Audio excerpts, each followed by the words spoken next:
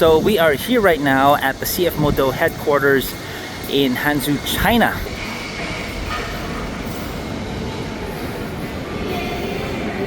So one of the things they show us here is just how big their compound is. This is of course a scaled down version. Solid.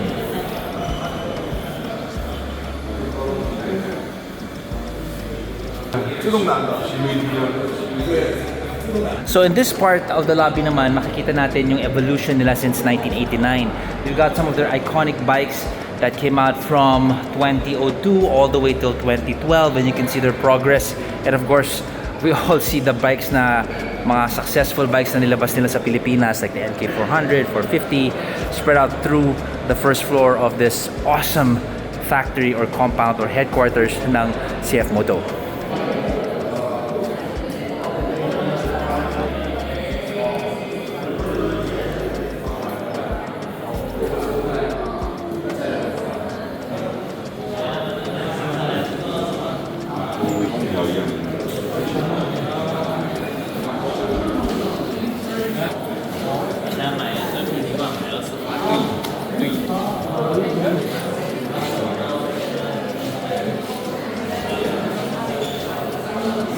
So check out the color scheme on the CLX. I like this.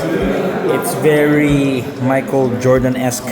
Of course, 450 SR, folks. Very nice. So this entire headquarters is 280,000 square meters. Can you imagine that? That is like a little town already. It is huge. And puro CFMOTO. One of the important things that they have come out with, and one of their successes in this globe, is their ATVs. This is the U-Force 1000 XL.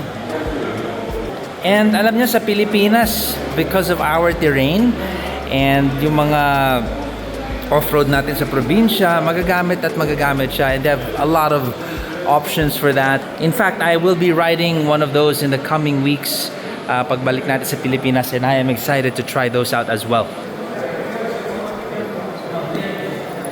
This is the future, folks, and one of the endeavors of CFMOTO is of course Ziho. And as I have been saying in sa marami na rin mga videos na lumabas sa makina, papunta talaga tayo lahat sa electric. So CFMOTO has a hand in that to their Ziho series. So we're very, very excited. In fact, do check out, if you haven't yet, yung isang AE8 feature natin sa makina. Nalabas na yung feature na yun if you want to know more about Ziho motorcycles. Ito naman yung mga brands na affiliated with CFMOTO as well. These are the brands that they trust and use in their bikes. So right now, we are in the CFMOTO KTM factory. And as you can see, may nakalagay po dyan R2R. It looks like a Z, RZR, but it's R2R. Now, I will explain to you briefly kung bakit siya KTM R2R. It's because KTM, well, the name KTM was already registered by another company before KTM, the motorcycle brand, came into China. So may nauna na, so they can't use KTM kasi ganun eh.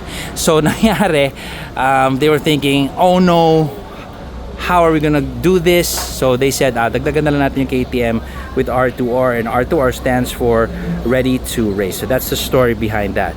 Now this is gonna be an interesting factory. I've been in this assembly line many times already, and unfortunately hindi ko po madadala yung aking camera, bawal po photos.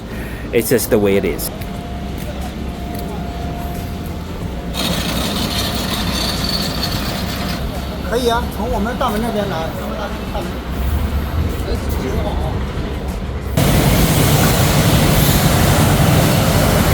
So right now we are in the humongous CFMOTO factory, and I'm going to zero in on the Boom 500 SR.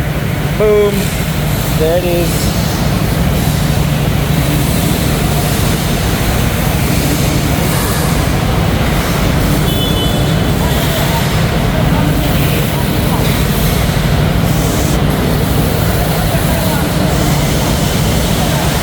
Ganda, diba? We were wishing for a bigger version of Fabio. Ayan na yun. That for me is one of the highlights for this trip. So yeah, we've been in the factory a number of times, and they have actually maximized their space even more production has upped this year. Like what I said, 280,000 square meters po ang compound ng CFMOTO HQ. So they're utilizing more of the land that they have to produce even more bikes. So that's pretty amazing. So the CFMOTO factory is just one of the cleanest that I have ever seen. It's one of the most organized. People are in uniform. Things are organized. Their safety record is really nice and up, so that's really, really awesome.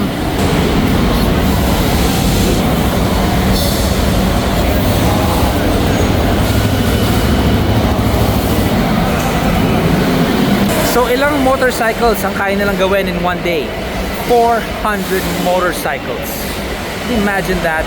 So plus minus pa yan. I mean, on peak season when there are a lot of orders, they gotta ramp up production. It can get even higher than 400.